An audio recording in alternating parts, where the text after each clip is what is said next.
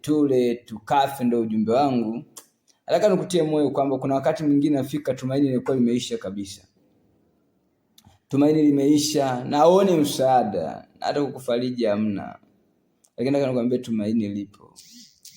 Mtu unaweza kakatwa, alafu shina likabaki pale lisiharibike.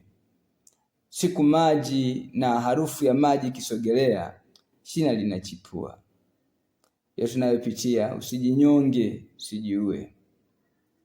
Kifo hata kama kinakaribia kuja, bado tumaini la kuishi lipo. Mjane wa Sarepta alijua kwamba mambo yote yameisha. Lakini huwa mara nyingi mwisho wa mwanadamu ndio mwanzo wa Mungu. Mungu akubariki sana, kutie moyo. Utazame msalaba.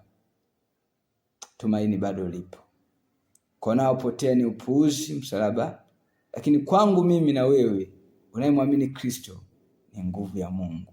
Wafalme wa kwanza sura ya 17 mstari wa 12, naye akasema, kama Bwana Mungu wako aishivyo, sina mkate ila konzi ya unga katika pipa na mafuta kidogo katika chupa, nami ninaokota kuni 2 ili niingie nijipikie nafsi yangu na mwanangu, tule tukafe. Tule tukafe, ndo ujumbe wangu.